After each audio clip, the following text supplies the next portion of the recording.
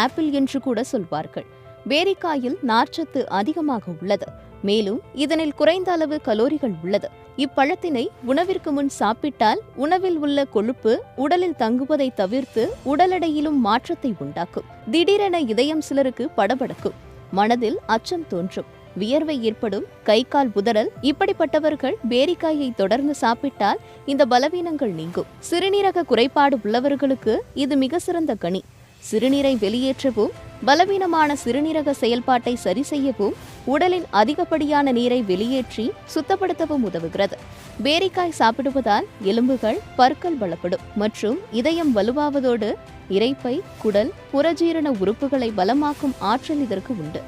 அன்றாடம் பேரிக்காய் சாப்பிடுவதால் அடிக்கடி உண்ணும் போது நல்ல பசியும் ஜீரணமும் ஆகும். வயிற்றுப்போக்கை கட்டுப்படுத்தும் ஆற்றல் பேரிக்காய்க்கு உண்டு. பேரிக்காய் தோலின் துவர்ப்பு தன்மைதான் இதன் பலமே. பேரிக்காய்